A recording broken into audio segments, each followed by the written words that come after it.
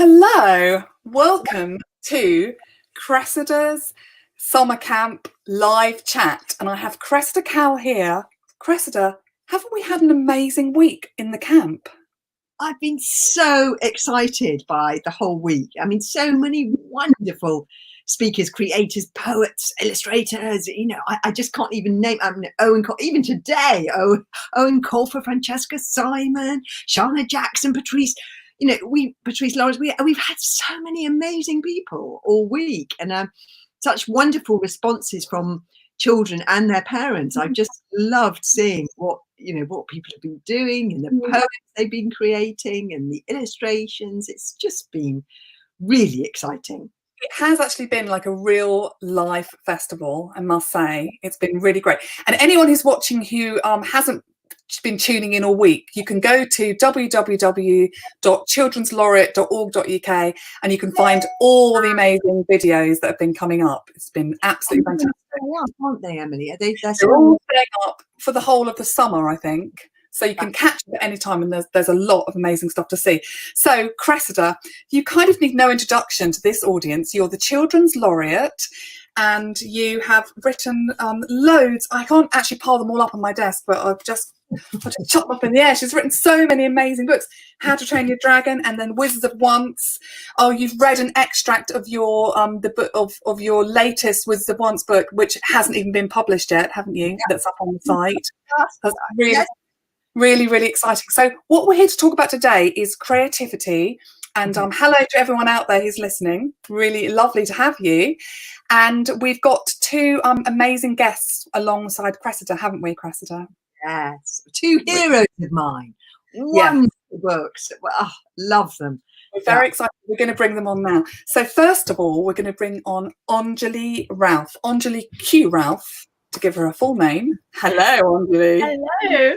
Hi, Emily. Hi, Cressida. Hello. So welcome to the Summer Camp Festival live chat. I'm so excited.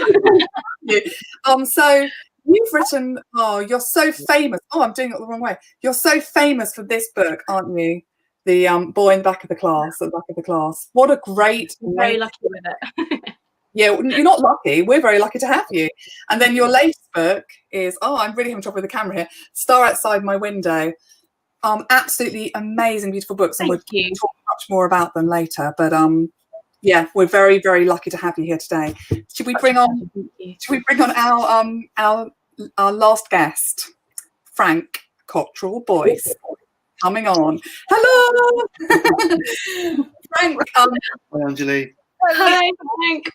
It's so lovely to have you here. And you've written. I've just got like 4 of your books I happen to have at home here. You're amazing. You've written so many books. Oh, she stopped at 4. Millions. Framed. These are books that I read to my kids. Obviously, I'm at home, not in the office. I don't have all my library books. And it's just so great to have you in the chat at Cressida's Summer Camp. Is everyone wearing their shorts? We can't see, but... I've got my keyboard bottoms on. Does that count? Yes, definitely. I'm wearing a kilt. Good. So too much information for the kids, I think.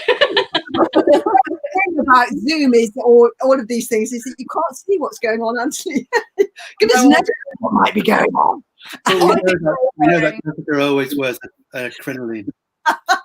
Yes, he does. I think we're mainly wearing khaki shorts with ready for around the camp. So that's how I'm imagining things. So we want to talk about creativity, and obviously you 3 are probably the most creative people in the UK alive today. So it's perfect to have you here. So can you tell me, and I'm going to start with Frank, how do you start creating things and start creating a story? Where's the germ of it? For the story, for me, I'll tell you exactly. I know kind of what I want to write about. So it might be like robots or art theft. And then when I was in year 6, we had this great teacher, a nun called Sister Paul, and she used to make us do topics, and she would give us one of these cheap notebooks, which I buy by the barrel load, one of these, and she would say, choose a topic and fill it up. And it would be the eye or heraldry or dragons or whatever, and you'd have to go away and fill that up over the weeks and then bring it back.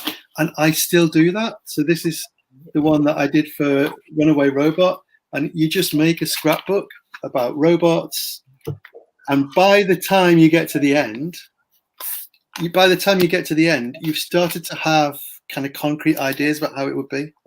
So it's like it's literally cut and paste with scissors and paste, and it's nice because you feel like you're in year 6 again. Yeah. Frankly, is when I was at peak. I had a very good year 6. For the Olympic opening ceremony, we did this. We made these little topic books, which is kind of amazing when you think, we made this huge digital global event out of what Sister Paul taught us. Oh, yes. So Frank's talking about the Olympic opening ceremony, which some of our listeners may have never seen or even heard of. Too young. I'm just saying, like, it works that works for writing a book, but it works for making a movie. Probably works for building a bridge, or just make a little scrapbook. It's fun. I love that. And do you have all the scrapbooks from all of your books? I keep nothing. I throw everything out. It's crazy, isn't it? So Onjali, how about you? I have to say mine's less organized. I tend to start with so this is how the idea for the Star Outside My Window began, kind of after I spoke to my editor about a topic. It's on a piece of chocolate wrapper. So I'm a kind of, I need to be outside in cafes, and I just kind of get napkins and pieces of chocolate paper and just write ideas, and then I'll go home and then start researching, and then I'll get the notebook out it all starts with the scraps. And then it gets transformed into this kind of stuff. And then I'll start researching and thinking up storylines and whatever. But yeah, it's a bit hickledy-pickledy. It's not all in one place. So there's bits of papers, there's maps that I use, and then stuff that I print out. I don't have the energy to sit and cut and paste like Frank has done. So it's all just kind of folded up and shoved into things. And then my brain tries to figure it out later, but when I'm writing. So it's a bit more hickledy-pickledy. I love that, Onjali. But do you have one book for each book or topic, or would you have all your ideas about everything in one book? No, it's a separate book for each one. So this is A Star Outside My Window. And then for the boy at the back of the class, because I was a bit more organized with this one, so I worked a bit differently. And because I was at home and I kind of just started writing it and just kind of started doing it kind of more linear. Mm-hmm. So I wasn't able to go outside. So my scraps were forged in one book. But it's definitely different books for different books. Yeah. Wow. Different notebooks, different books. I really want to touch those books so much. They're very dusty. I don't know if you'd want to touch them. Cressida, will you tell us? So it's so interesting, isn't it, that everybody seems to be working in quite a similar way. And I've talked to so many writers and illustrators, and as Frank says, filmmakers and animators. And I've never called it topics books before. I'm now going to start. I've always called it notebooks, writing books, notebooks. Yeah. I wish I could show you, because I do keep mine. Frank, I am horrified that I burn everything. You burn it. It's quite dramatic, Frank. Well, no, I agree. Actually set up a fire and just throw things in. Are the neighbours worried? That's what I need to know.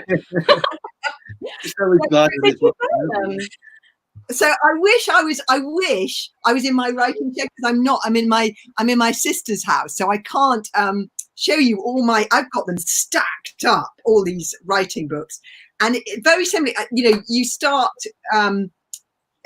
very similar to you guys. I start with an idea and then do lots of research. So I might kind of go on. So I'm often inspired by things in my childhood, like the places or sort of things that I wanted to be. So I might think, oh, okay, I wanted to be in a world where magic really existed. And so then I'll start doing lots of research into what people believed about magic in the olden times, and then I'll discover, oh my goodness, people believed that magic was allergic to iron.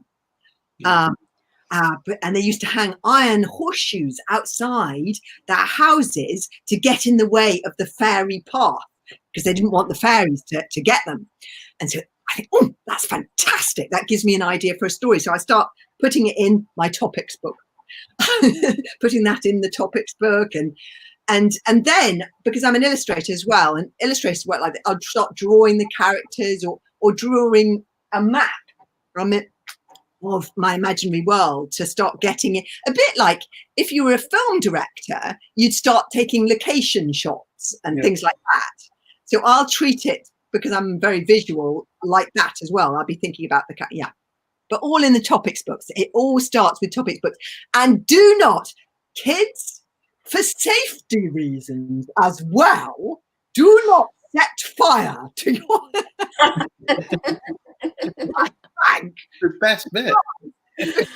For safety reasons, that is, but also because you might forget your ideas. You think you won't, but you need to keep those topics because you might forget some genius idea, Frank, that you had in one topics book and could have taken you in some incredible new direction. Yeah. So don't you listen to Frank.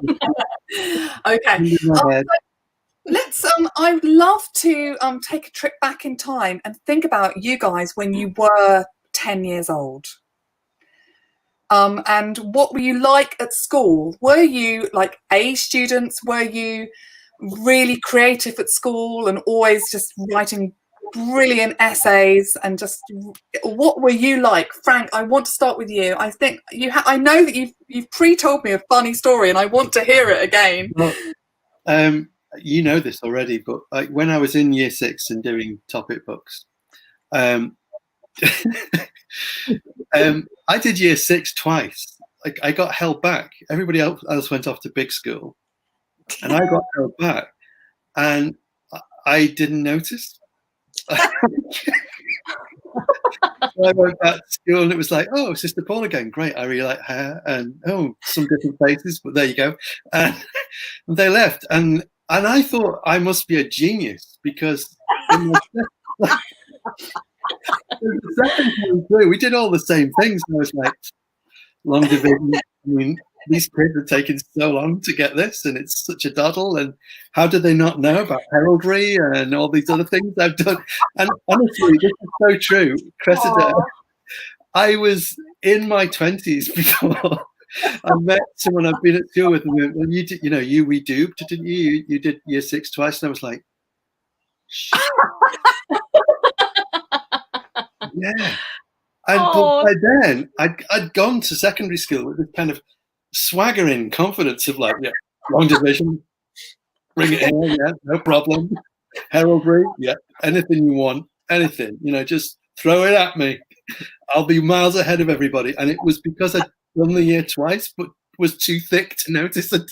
So thick to do the year twice, and too thick to notice that I'd done the year twice. Well, it obviously benefited you greatly. And does that mean you had 2 topic books on heraldry, for example? No, I didn't do that. I did a different. I did animal tracks the second time. The first one, Emily. But the first one, age 10. I did it twice. Yeah. It was obviously very helpful to you. Look what you went on to succeed and to do. So this was a great idea of your teachers. Yeah, I don't know. I never asked them why it happened because I didn't notice that it had happened. But it certainly left me feeling ludicrously overconfident and delusional. So I've been very, very positive about the positive side of delusion and false self-confidence. Well, I think it served you very, very well. Thank you. What's her name, sister? What's the nun called that taught you? Sister Paul. Sister Paul. Thank you, Sister Paul. Yeah, definitely. Yes. So, Esther, what were you like at school? I was in trouble a lot. I was very, very messy. I had very poor spelling. My whole school life, I look back, I was very, very disorganized. I probably had I wasn't dyslexic, but I think I probably, looking back, might have had, but I was in trouble all the time. And that's why often a lot of my characters are in trouble a lot, like Czar is a character in Wizards Once. He's in trouble a lot at school because I identify very much with those kind of kids who are always told off. It's very, very difficult to maintain your confidence if you're told off all the time. And it happens a lot, even, as I say, even to children who don't have a specific learning difficulty. If you don't fit in, school can be quite military. If you don't fit in some way, it can be very difficult. And like Frank, I had my equivalent of Sister Paul, who was wonderful Miss Mellows. Miss Mellows. What a sounds like a Roald Dahl. Yeah, wonderful Miss Mellows in year 3, who allowed us to have a book which she didn't mark. So Wow. yeah, and so I want to this is one of those books, yeah, that she didn't mark. You can see very 70s, isn't it? And look, I'm about 9 when I'm doing this, and look, I told you my spelling wasn't very good. Oh, Cressida, I've spelled my name.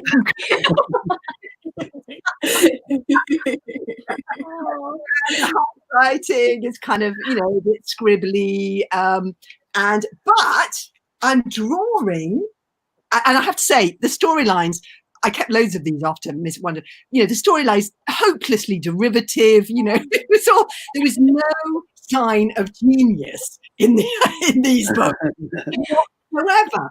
But what was important, what was happening, was that there were no wow words, there was no but I was learning to enjoy writing. That was the key thing. And I was drawing, this is me, I drawing sprites. I'm drawing the sprites that now turned into my Wizards Once books, and I drew dragons and other ones that so learning to enjoy writing is so important. And just to say about the delusional thing, Frank, I'm a big fan of delusion as well. My Maisie, when she was about 3 at nursery school, there was the nativity play, and all the other little girls were so upset because they weren't Mary. And I knew Maisie wasn't Mary. I said, Maisie, who are you in the nativity play? And she said, oh, I'm Mary. Are you, darling? Ella was Mary. I gave her blue dress, and in her head, she was Mary. So it was fun. She was Mary the sheep. Yeah. And comic books that the teachers don't mark. Some book. That's so crucial. That's brilliant. So crucial. Were your topic books marked, Frank? No, you just handed them in. That was and amazing. She put them on like a library shelf. It was like she sort of kidded us that we were making like a reference library. And she would send you she would say, if you need to know anything about the eye, Frank knows all about how the eye works. She would kind of make you feel like you were the expert on that subject because you'd written the book. Wow. Onjali, what were you like at school? Let's hear what Onjali was like when she was school. I was probably I'm completely opposite to both of you. I was a perfectionist, and I was teased for being a teacher's pet because I would literally rewrite my essays so that they were perfect. I'd cry myself to sleep if I got a B, not an A. And I for some reason I thought in order to be perfect as anything, I had to write like a typewriter. So I used to spend hours doing even in story time, when we had like free time to write stories or whatever, I would spend hours writing just a paragraph, trying to make it look like a typewriter and tiny. So my poor teacher had a magnifying glass to actually read my writing. And I don't have it from when I was 10, but I continued it until I was well into college and secondary school. But this is what it would be like. So it was all kind of, let me just like that. So it'd be like coloured pens and arrows, and I'd spend hours just trying to get that right, and make it look like print. Sorry? That is your handwriting. Yeah. Oh. And I did that all the way through to college, university, all the rest. So I'd spend hours trying to make it look perfect, even though the content wasn't any great. any great. And even if I was copying things out, it'd have to try and look perfect. So I would spend hours, I'd work until like 3 or 4 in the morning at school, like just trying to do my homework perfectly so it looked perfect. But my teacher just couldn't read anything. So poor thing, I think she wore glasses by the end of my time with her.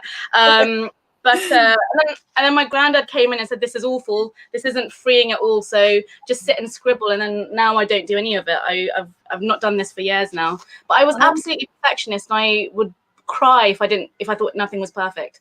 But yeah, even the stories that I wrote, they would have to be perfectly written and written out again. And then my drawings were never perfect. I gave up on my drawings, but I was always very much, it has to look like a certain way to be acceptable. I don't know where that came from. I blame my parents. I'm saying it. They thought they had a daughter, but they actually had a font. Yes, I'm going to get that printed on a t-shirt, Frank. But Onjali, you said that your granddad said this, you need to free yourself up. It's your grandfather. Yes. Yeah, my granddad came and lived with us for 6 months when I was about 11. That was the first time, because he lived in Bangladesh, we lived in London, so it was the first time I got to live with my grandparents.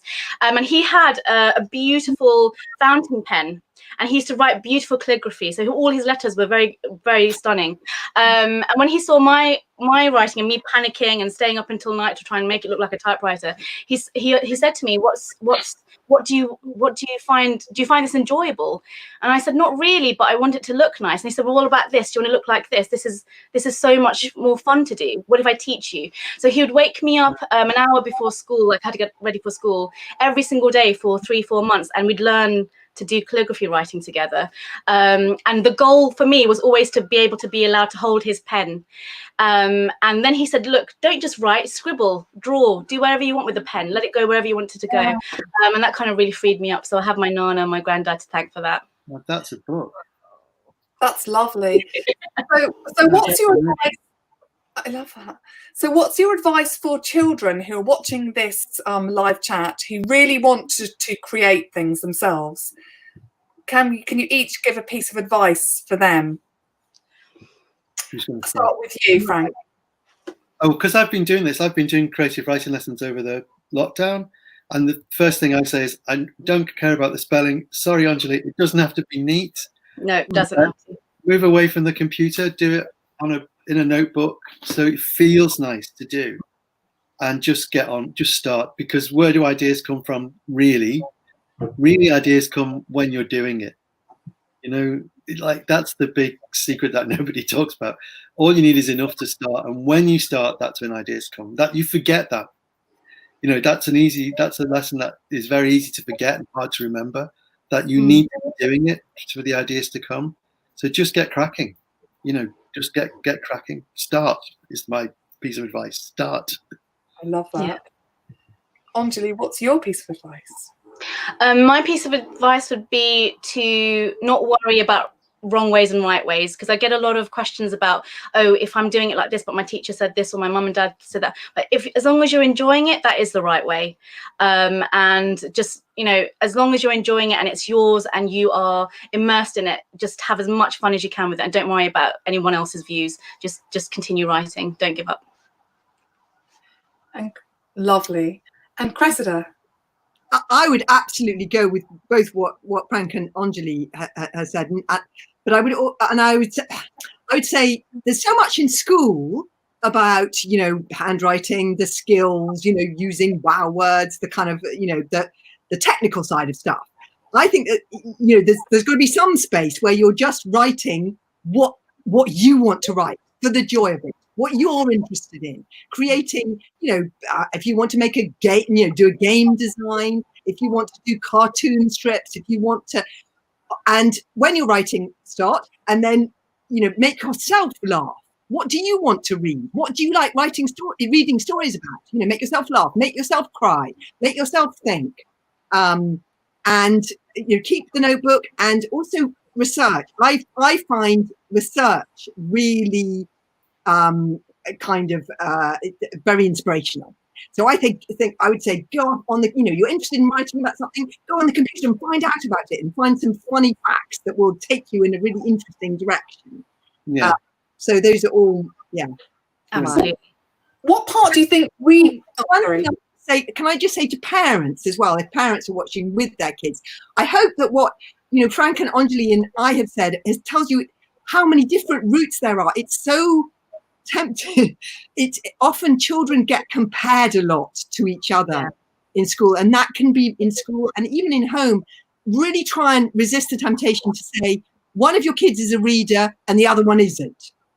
Children are different. They take a different. Frank, who was saying he was kept back, and he taught me at university. The guy, he's very modest. Nothing without me. He was held back in year 6. It's not a race. Please. It's not a race. And one of my kids didn't start reading for the joy of it, which I'm always talking about, until she read this Angus Thongs and Knickers book when she was about 12 or 13, and that before then, she, even though I was reading to her and doing everything, she was one of these jumpy around kids who wouldn't sit still, so it wasn't until she was 13 that she suddenly read this series like, oh, books are fun. They can be as good as telly. Yeah. And that kid is now reading English at university. So it's not a race, people are different. And, Onjali's story is different to Frank. We all have, Sorry. And just as you were saying, Cressida, in the same household, so my brother would be labelled with so many labels now. So we have labels like reluctant reader or, all these labels, and it's just they haven't found the reading material that appeals to them. So for my brother, it was always comic strips and things in newspapers, and he liked factual things a bit more. But in class, he was told he's not a good reader because he doesn't like chapter books, and that will it knocked his confidence for years. Because if I don't read these, that means I'm not doing the right type of reading, which means it's not for me. And thankfully now we have shelves and wonderful authors and illustrators coming out with new versions of what a book might look like. Rewriting classics for kids who are more visually stimulated, who might want to read a story in a different way. And he's absolutely fine. He's doing this amazing job which he loves, and he's reading all the time now. But he's reading books that appeal to him in a new way, and he's not being told that that's the wrong thing to read. And I think it's absolutely what you say, Cressida. We can't judge children on one type of material that we think should be suitable for a certain age or a child. They should have access to as many platforms and as many modes of reading as possible. And there are different ways of reading. I've got two of my eldest sons are both completely brilliant. One of them reads really widely and really fast and really capaciously, and the other one reads much more intensely. And they're just two different kinds of talent, aren't they? One of them knows a huge amount about a huge amount of things.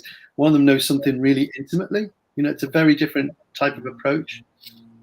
Yeah, absolutely. There's definitely books that people are going to enjoy out there, even if they haven't found them.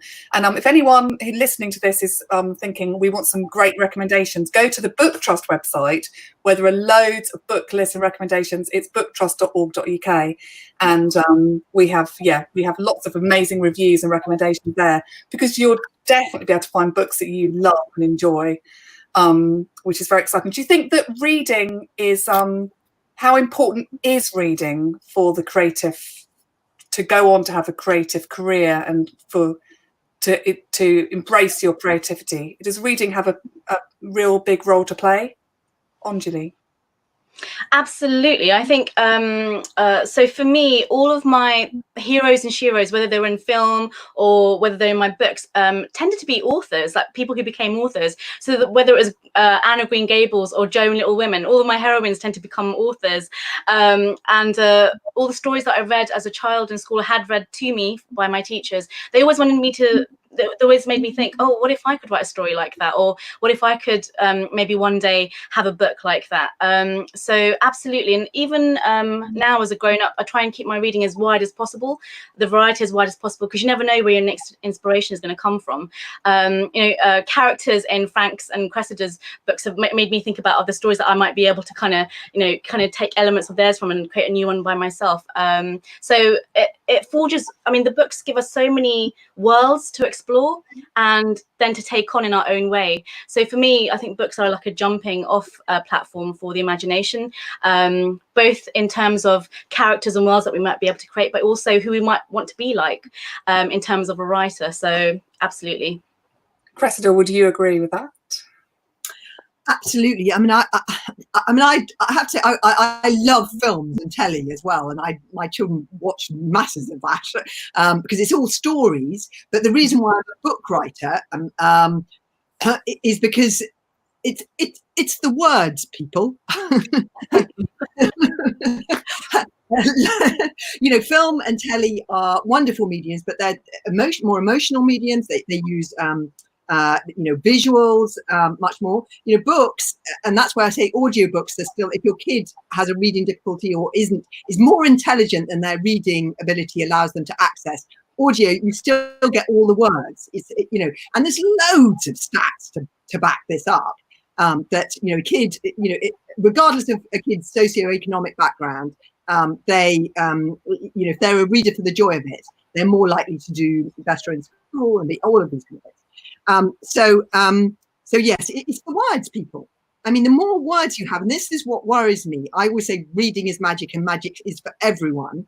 A kid who has more words has such an advantage over a kid who has less, and that's why I'm very concerned about school libraries and libraries and how everybody should have access to a library, every kid, because I'm just worried about the gap between the children who have these words, all of these words, and children who don't. And we're going to need children, not just in the creative industries. We're going to need children of the future to be inventive doctors, inventive scientists, inventive. And for that, you need the words. You need language is the pathway. Yeah. Anyway, I mean, thought is language is the pathway of thought. Anyway, so yes, reading. Yes, reading is good. So everyone who's listening to this, yeah, reading. It's good. It's fun. Okay, we've got loads of questions from your fans here. I'm going to start sharing some of those questions, if that's okay. So, question from Hetty, age 10. What books did you enjoy reading when you were growing up, and have they influenced the books you write now? We touched on this a little bit, but Frank, would you share that? Yeah, see, I said I threw all my own notebooks out, but I hardly threw any of the children's books that I loved out. So here is... that's my copy of The Kingdom Under the Sea by Joan Aiken, which I'm sure, like, because it's so physically so beautiful. I'd never ever come across a book so beautiful before, and it's fallen to pieces in my hand. But I loved that book so much.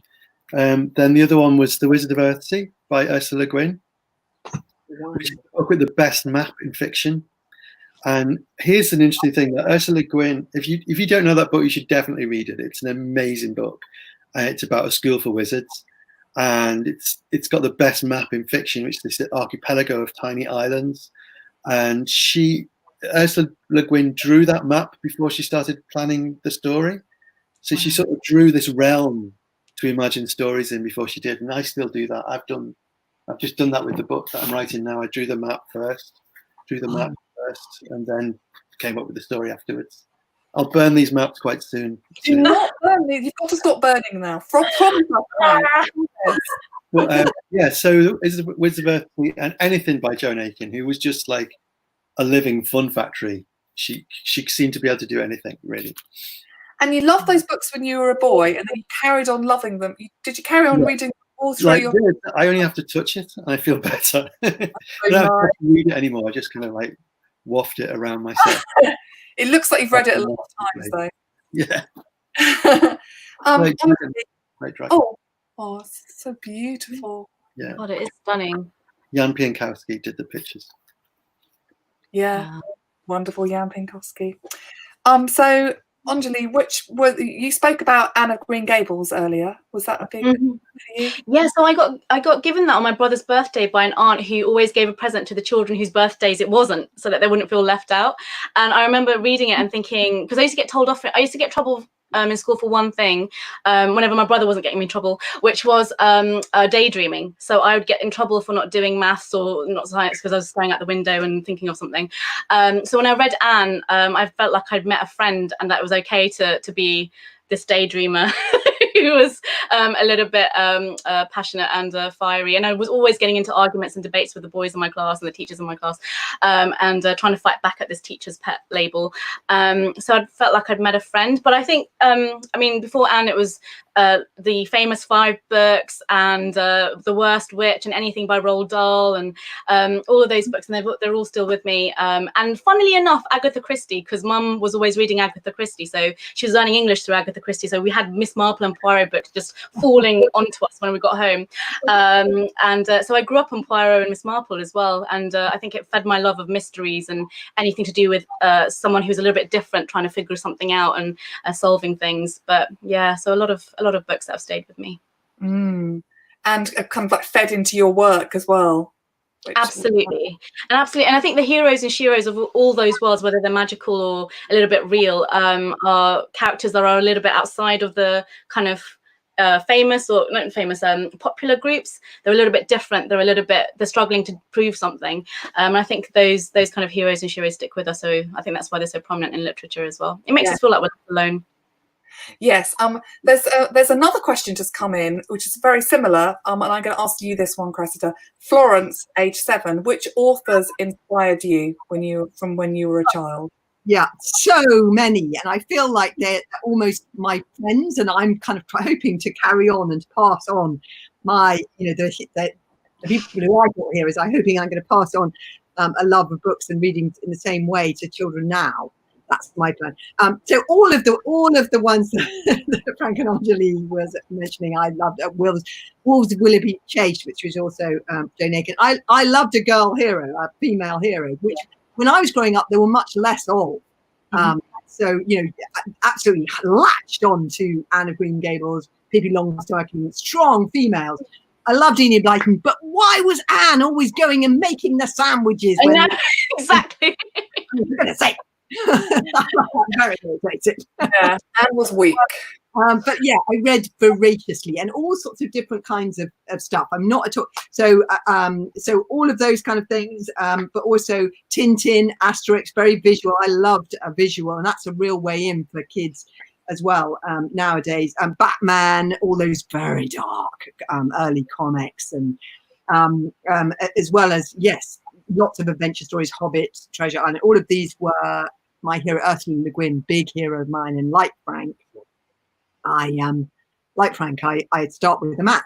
I always start with a map of my imaginary world and then write a story about it. And I didn't realise that Ursula Le Guin had done that. Actually, that Robert Louis Stevenson, he said before he had thought of the idea for Treasure Island, he drew the map. And as he drew the map, the pirates came creeping out of the map. Long John Silver, his cutlass between his teeth. Yeah. That really stuck with me. Yeah. I've always started with a map. So these were all my heroes. All of these authors, as you say, Ursula Le Guin, and they were my heroes.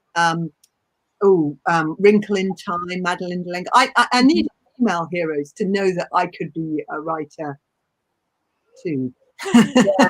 It's great that nowadays there's so many more heroes of all different types, backgrounds, and it's just like a much healthier world than the reading world that I grew up in, which is very posh and important, because it's important to read about people who are different from you. Of course it is as well, so that you can put yourself in somebody else's shoes. But it's also just to be able to see people in books who are like you is incredibly important, because then you don't think, books are for somebody else, or I can't, you need to, books are for everyone. That's we need to have a wide variety of writers and protagonists, and for that reason. It's so interesting you mentioned Tintin, Cressida, because that for me was my very first physical thing which I could pick up, and I saw characters from other parts of the world, which might have been my Uncle Jamil or something. And that was the first time I noticed that actually there could be people in books that looked a bit like me, or looked a bit like people that were my mum's and dad's friends. And that was a revelation. And I think that happened when I was about 7 or 8. So until then, my world was very much, I could never really I love these characters, I love these adventures, but I don't see myself in them, and I wish I could be them, but I can't. And then I know Tintin has all this kind of controversial stuff around it, but for me and my brother, that was the first gateway to, wow, there's a massive world out there, and they're allowed to be a part of this. And I think, now it's kind of, that world is widening in the book world, and that's so lovely to see. And that will give kids so much more authority to speak, to feel as if their voice matters. So yeah, we're getting there. Yeah, slowly but surely we are. Yes. There's a question from Isabel, age 9. Do any of your dreams inspire you? I like it. Cressida, do your dreams inspire you? It's a brilliant question. Yeah. I do think, yes, probably your dreams do inspire you. I think you need to be, when you're writing, you need to have a plot, an idea, and you need to be, but also you need to be not in control entirely. You need to be able to let your dreams inspire you and not always know where you're going. And that's quite scary sometimes. But quite often when I'm writing, I'm like, oh, well, that's what I meant. It's a process of discovery, as well as having an idea where you're going. I don't know whether but also I suppose sometimes in the middle of the night, you may wake up and think, oh, I've just had the most brilliant idea. And then in the morning, it may not seem so brilliant. That happens too. So that's great question. Frank, have you been dreaming about runaway robots? I think as a writer, you're kind of having kind of crazy thoughts all day, and you're spending your whole day doing make-believe. So my dreams are just like crushingly dull.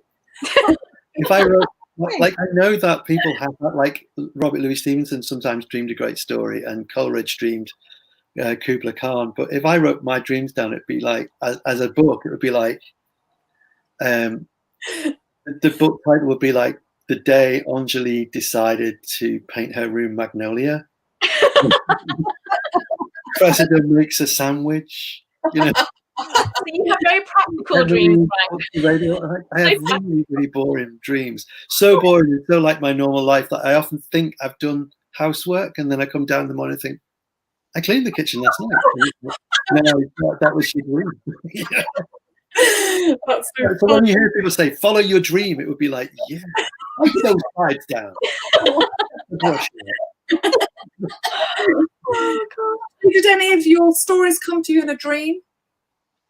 Right, so I wish, I don't know if I actually dream, because I think my brain just switches off, so I don't really remember my dreams if I do have them. Or I might have like one dream a year which I actually remember when I wake up. So I actually have just, my mum has really vivid dreams, so she's always talking to me about them, and then she'll always be like, what have you dreamt about? I'm like, Mum, literally it's black, there's nothing there. So I think it might be so exhaustive trying to clean the kitchen and write a book or whatever it is, and trying to use your imagination. I think I just black out. I don't tend to have, so my dream, if I wrote my dreams, it would just be a blank book. It's sadder than Frank's, I have to say. Like, Frank's, at least you're doing stuff and getting stuff done. I'm doing nothing. It's like a black hole. This is so annoying. I remember last night, okay, I dreamt that I'd lost my grandmother's ring. Okay, God knows. If this, don't tell me what it means if somebody's a therapist watching. And so the first thing I did this morning was go and find the ring. Oh my gosh. I can't believe you don't remember your dreams. No, I don't. So this morning I did nothing, absolutely nothing for months.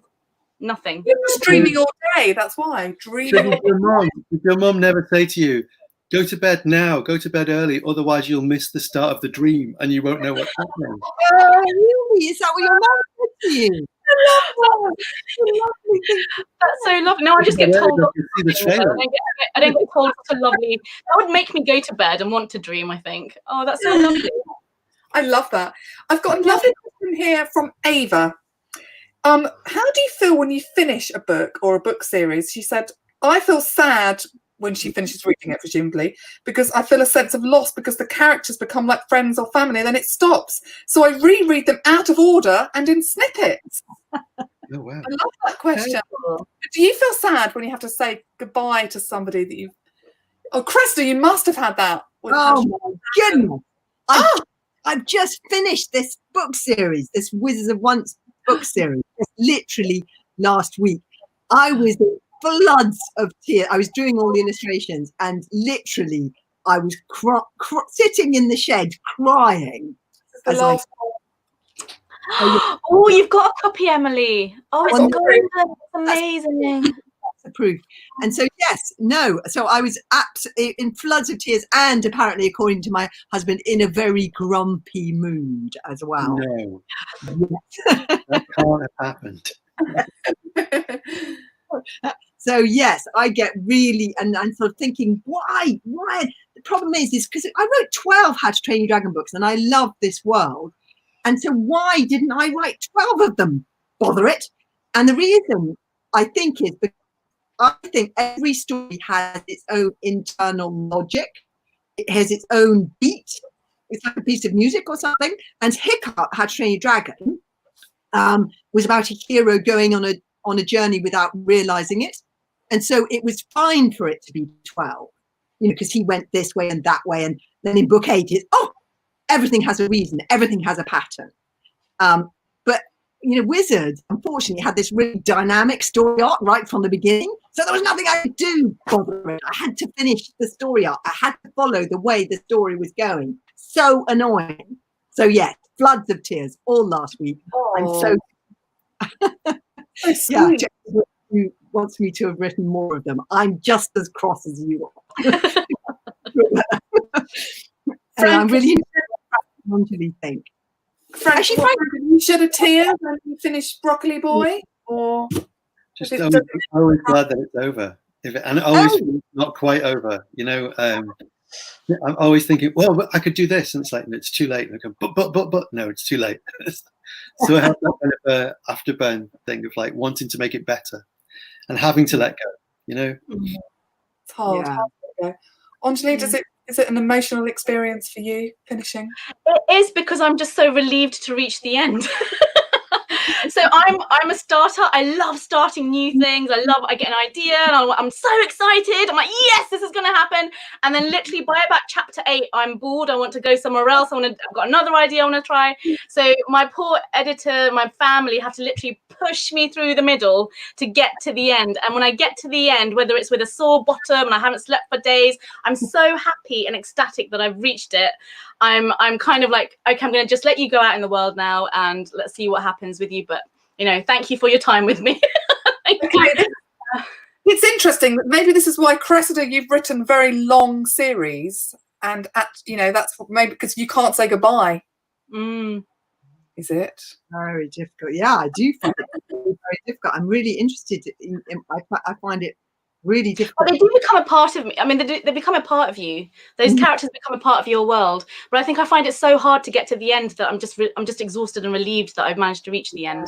And it's not the same because my books are just on their own, whether yours is a whole world created. So it's completely different. I think. See how differently, how you can write in such different ways, but I think Frank's point is a really interesting one, which I think a lot of people struggle with, which is, and there's a lovely quote my husband gets: "Don't let perfection be the enemy of the good."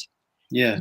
Yeah. There was the guy who invented radar said that I always go with the third best because the second best comes too late and the first best never comes. Yeah. I think that's a really good lesson because you can always make things better, and it's always hard to let things go. And in fact, my editor has to prize the book out of my hands because Frank said, but it's really important to know that you have to let it go, even though because it's never going to be perfect, is it?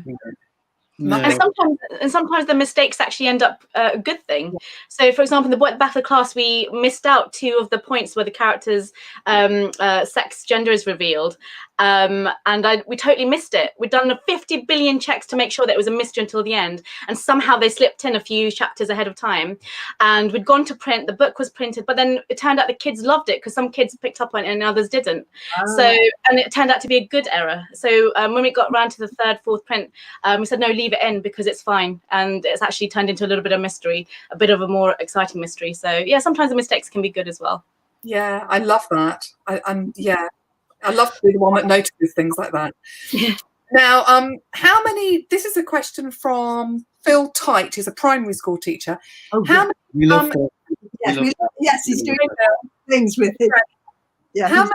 How many different story ideas do you tend to have bubbling away at one time, and how do you choose which one to commit to and write? That's a good question, isn't it? Frank. Why me? Picking on you. Picking on you. Me, because I have to. I write films as well, so you kind of got to decide whether that's a movie or a book.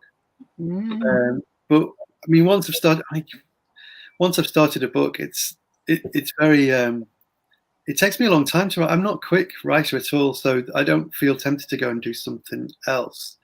It's just that decision of, is this a book or a film, or is it a recipe, or is it a mass participation type specific event?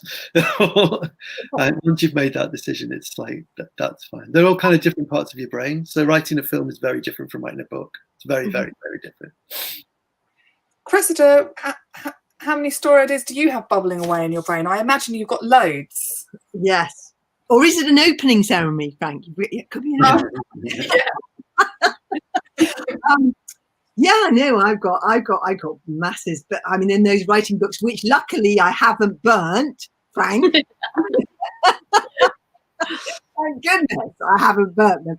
So I have got masses of them. If I was in my writing shed, I could show you. I mean, but I'm about to enter this. Yeah, what do I do? Which one do I go with next? Oh, exciting. My stories are set in the real world, so sometimes you kind of have to decide whether it's a story or something that you could do. So I remember talking to the kids about the plot for Framed, and one of my kids going, I mean, you get into a lot of trouble.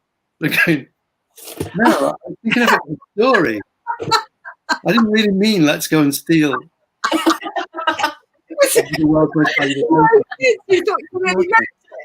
we did anyway. So we went and stole this. I thought I'd gone missing. It's with I don't think anyone's going to miss that, Frank. no. My research is. I went and stole. It's a secret.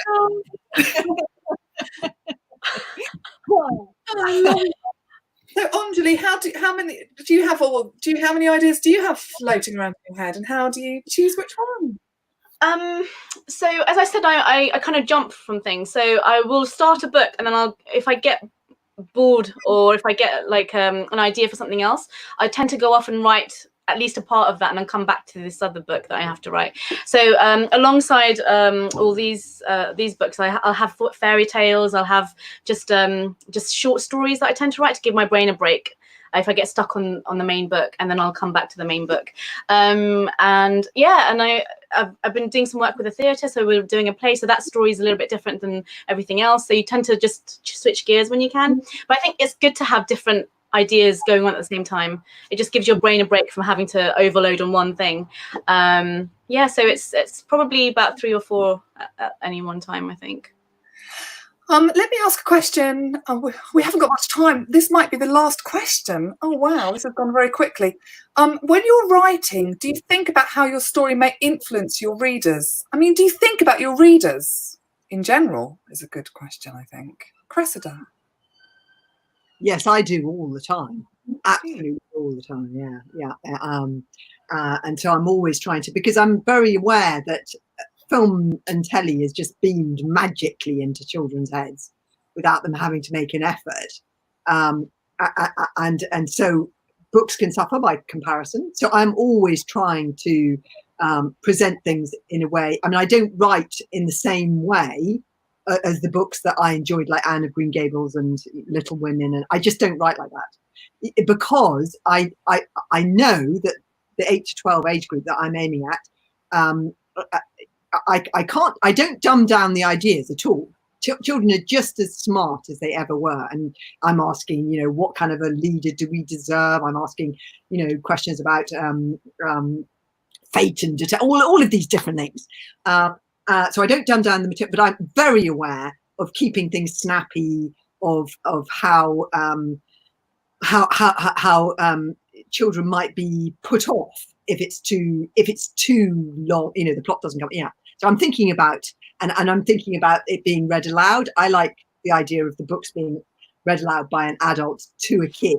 So I'll be thinking, I want to make characters. So I'll give, Squeeze Juice this voice. So it's a fun performance to be read aloud, or Story the Vase this big, So I'll be thinking consciously about that all the time, as well as telling the story. So yeah.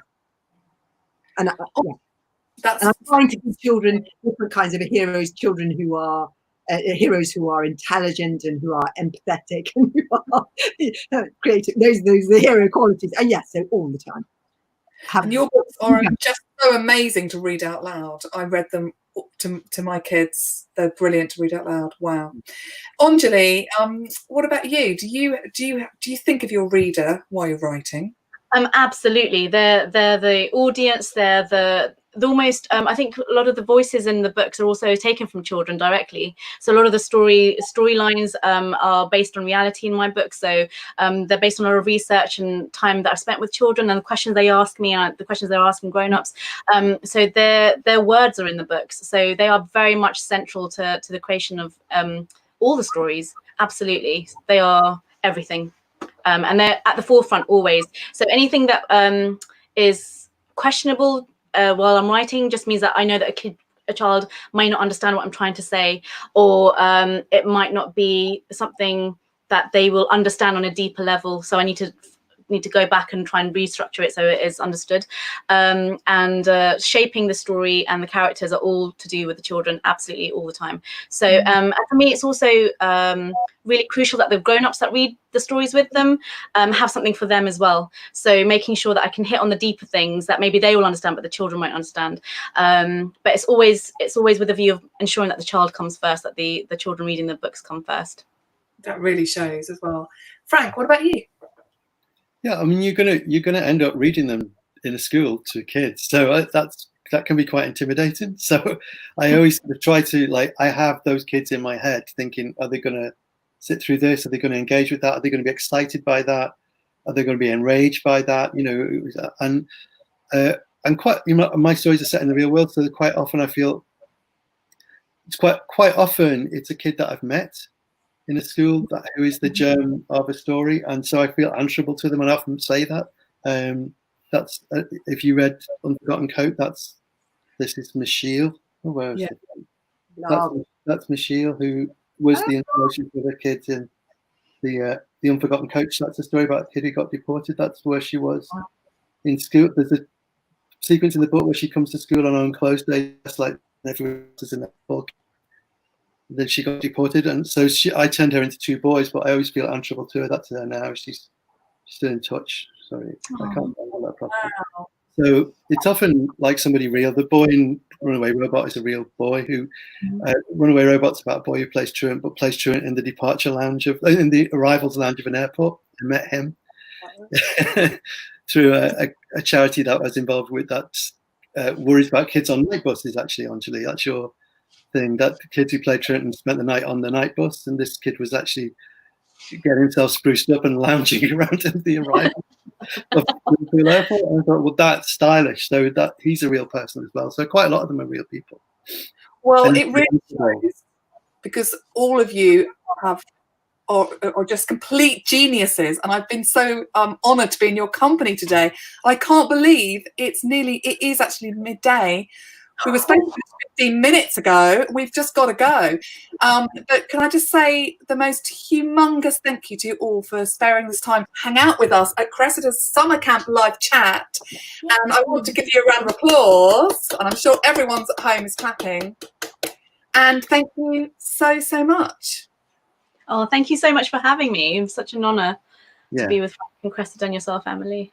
Thank you, everybody, so much. Thank you, Book Trust, for putting everything on and for organising everything. And check out Cressida's Summer Camp and the Creativity Summer Camp all summer long, isn't that right?